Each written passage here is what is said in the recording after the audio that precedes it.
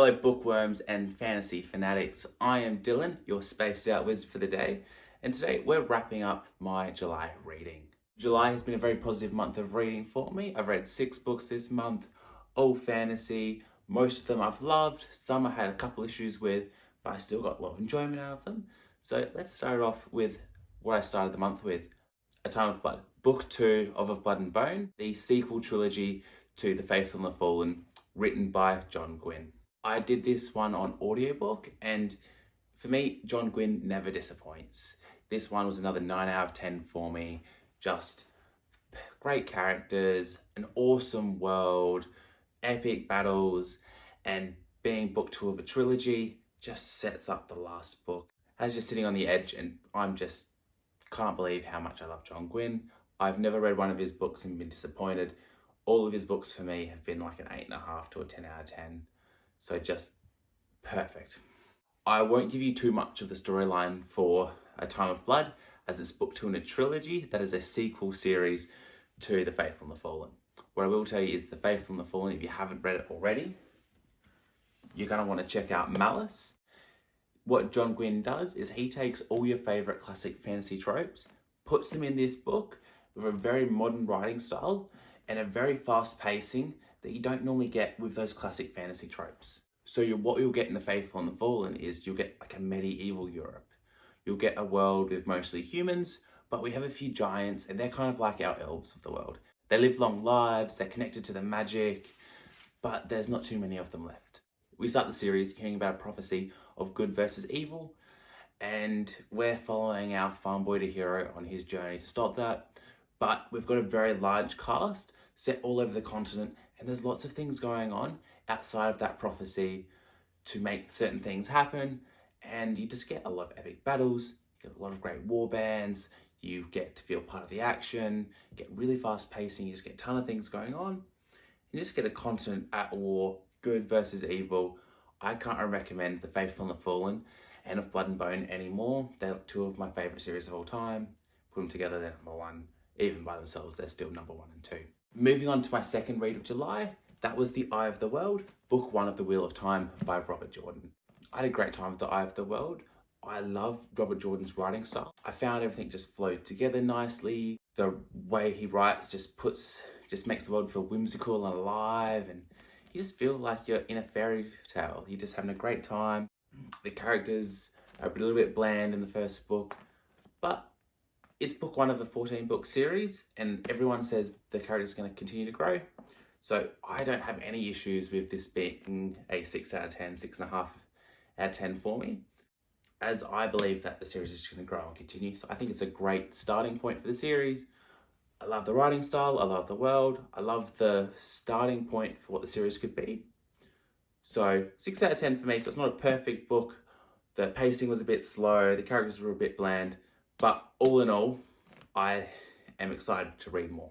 And that's what I want from book 1 of the series. Moving on to book 3 for me, and this one I rated a 6 out of 10 as well, just like The Eye of the World, but for the exact opposite reasons. Where The Eye of the World was written really nice and you get a good feel for the book, Fourth Wing, which was my third read, was the worst written book I've probably read in the time that I've been paying attention to my reading in the last year. The plot, though, was probably one of my favourite plots that I've read in my last year of reading. So the plot really carried Fourth Wing for me. We're spending most of the book in a dragon rider school, which the school trope is something that I personally love in books. As you notice, Nevernight is one of my favourite books. That's set in an assassin school, and also just love Harry Potter. I've been reading that this year. So I love being set in a dragon rider school. It's just something that I always enjoy, and I haven't seen a dragon rider school done in a book before, so I'm loving that a lot. And on the continent that we're set in, we've got our primary country that we're in following our main character Violet, and they all have dragons. And then the continent's torn in 2. The other side, the other country on this continent, we don't know too much about, but we know they ride griffins, and those griffins, when in large enough numbers, can give these dragons quite a bit of trouble. So in the book, we're following Violet, who is in her first year of a dragon school academy. She was meant to be a scribe. She's described as a weak individual, someone that's very fragile and breaks easy as she has a disability. and her mum is the general of the Dragon Riders. She forces her into that academy, but only 1 in 4 people survive. Her mum's not a big fan of Violet, and her dad, who was a scribe before, is now passed. Throughout the book, you get a lot of good hints that there's something going on in this world. There's reports of dragons being attacked that aren't getting through. People aren't getting all the information about what's going on. And one thing that I will give Rebecca Yarros is she does a great job of just putting the hints in.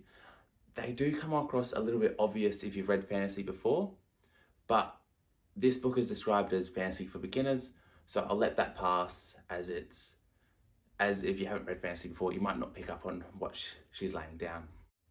But yeah, so great continent, we get dragons, Dragon Rider School, lots of fun things, good plot. I personally found the writing style really poor. She says it's supposed to be modern and for beginners, but I just found the writing style took me out of the world too much, and I found the characters, especially Violet, to be quite unlikable, especially towards the beginning of the book. There's a lot of complaining, and she's always talking about how smart she is, but she's constantly being shown things that she should be able to see and not noticing them, and she's just not as logical as someone that is smart should be, and she's very frustrating. So I gave the book a 6 out of 10 purely on plot. Writing style and characters really didn't work with me. The romance, the smut, I found horrendous, but I don't understand the hype, but that's all right. Moving on, books 4 and 5 for me of July were Harry Potter and the Order of the Phoenix and the Half-Blood Prince. These books were an 8.5 and 9 out of 10 for me. I had a great time. I still can't believe I didn't read Harry Potter until 2023. That's the dumbest thing I've ever done. These books, as always, way better than the movies, so much more. The characters in the books have so much more agency than in the movies.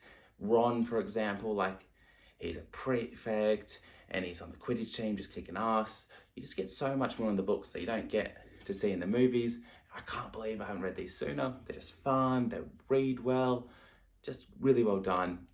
Can't believe I waited so long to read them. Lastly, my last read of the month was The Emperor's Soul.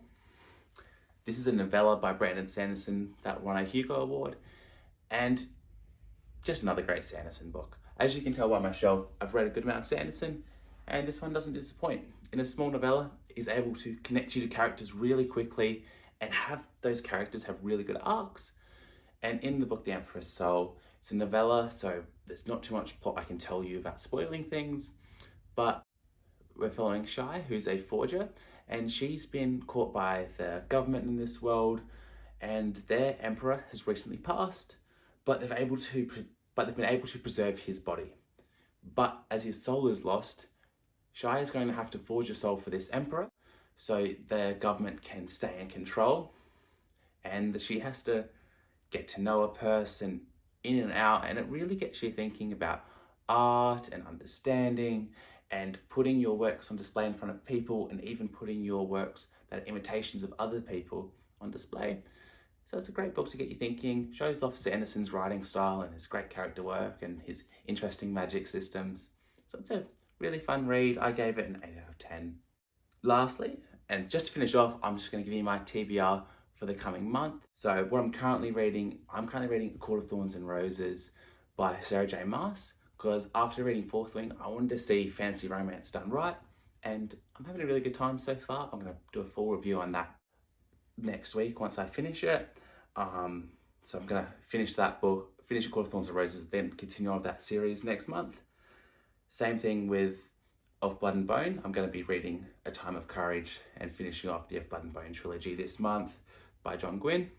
And then I'm also currently reading The Rhythm of War right now by Brandon Sanderson. I'm on part 1 because it's a 2-part book for me, and I might take a break once I finish the first 2 parts of the 5-part book and then come back to that later next month. Also, depending on my library, I plan to finish off Harry Potter and Deathly Hallows so I can complete that series and get that one moved on. And then also I'll go to The Great Hunt by Robert Jordan and continue my Wheel of Time journey next month. And then hopefully, if I get the chance, I might not though, I might start Magician by Raymond D. Feist, as that's just a massively popular series that I want to get into. Thank you so much for watching. Please tell me what you've been reading, what you're going to read, and what your thoughts have been. Thank you.